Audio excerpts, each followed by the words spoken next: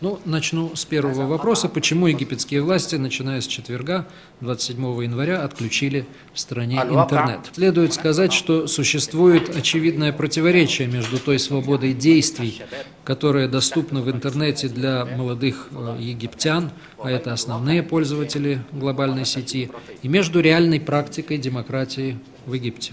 Данное противоречие является одним из важнейших следствий той информационной революции, которая происходит в Египте и во всем мире.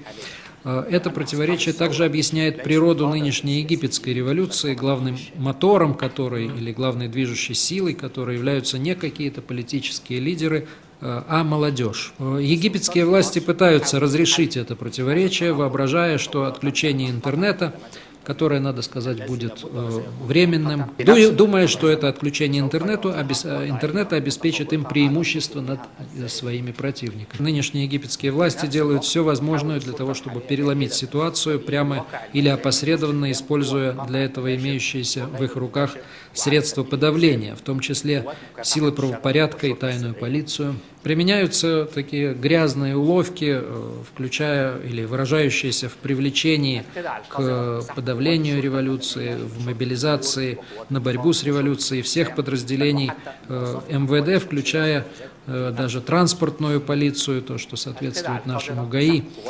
пожарных, районное подразделение полиции и даже служащих ЗАГСов и работников паспортных служб. Из тюрем на волю были выпущены многие преступники, которым выдается оружие, и тайная полиция начала их использовать для осуществления грабежей, мародерства и запугивания мирного населения. По приказу главы нынешнего режима, то есть верховного главнокомандующего вооруженными силами, в события вмешалась армия, которая начала проводить в жизнь тактику называемого «железного кулака» в шелковых перчатках. Кроме того, проводится демонстрация силы, так сказать, с воздуха. В небе баражируют истребители F-16 американского производства и вертолеты. Начиная с 15 часов пополудни, с 3 часов пополудни, вплоть до 8 часов утра следующего дня действует комендантский час. Для точечного уничтожения противника используются снайперы, которые вооружены современным оружием израильского производства,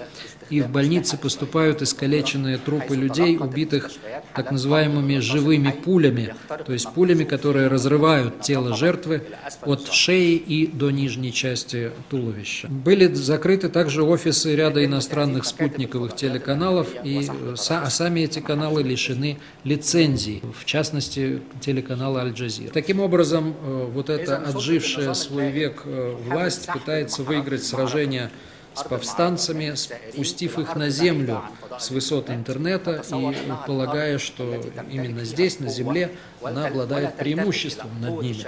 При этом власти не обращают внимания на тот факт, что молодежь очень быстро приобретает навыки полевой борьбы и использует их для создания новой реальности в Египте. Почему аналитики как на Западе, так и на Востоке преувеличивают угрозу со стороны исламистов, видя в них силу, способную прийти к власти в нашей стране? Налицо иногда преднамеренное, а иногда непреднамеренное смешение двух явлений. Первое – это религиозность населения, с одной стороны, а второе – это авторитет политического ислама. Политический ислам взрастили, обучили и вооружили, а затем еще и профинансировали американские и западногерманские спецслужбы еще в середине 70-х годов, в середине и в конце 70-х годов в Афганистане. Покойный президент Египта Анвар Садат сыграл в свое время главную роль в разработке данной стратегии для противодействия советскому коммунистическому влиянию на Ближнем Востоке и в Азии в целом. Большую роль в финансировании политического ислама сыграла Саудовская Аравия, а тактическое обучение, организацию его представителей, организацию их борьбы осуществляли органы госбезопасности. После развала социалистического лагеря и Советского Союза политическому исламу, который впоследствии был назван терроризмом, был придан статус глобального виртуального врага, наличие которого послужило оправданием для сохранения НАТО после распуска Варшавского договора. Впоследствии политический ислам в различных формах был использован Соединенными Штатами для оправдания проводившейся ими глобальной империалистической политики. После этого попытки сдержать уже выпущенного из бутылки джинна оказались весьма непростой задачей. Почему Мубарак до последнего держится за власть, хотя именно он еще в 2003 году, накануне американской оккупации Ирака, советовал Саддаму Хусейну отречься от власти. Мубарак является выдающимся военным руководителем, однако он, по его же заявлениям, сделанным сразу после прихода к власти в конце 1981 года, он ненавидит политику. Создается впечатление, что он не понимает, что он подвергает себя и своих товарищей по Совету национальной обороны, которые руководят операцией против мирной революции египетской молодежи, он подвергает себя опасности быть обвиненными в измене Родине. В комментариях аналитиков по поводу нынешней ситуации в Египте, и в особенности в связи с выходом на улицу армейских частей, прослеживается некоторый революционный романтизм. Налицо сохраняющаяся до настоящего времени неспособность революционных сил сформулировать какие-то четкие требования, которые могли бы быть реализованы незамедлительно и тем самым продвинули бы революцию вперед, отрезав путь любым трюкам, уловкам и маневрам со стороны властей. Израиль, со своей стороны, прилагает все усилия для сохранения режима Мубарака, пытаясь также подтолкнуть и Запад к тому, чтобы он сделал заведомо битую ставку на нынешний египетский режим. До сих пор нет каких-то четких механизмов, которые позволили бы достичь компромисса между революционерами и их противниками.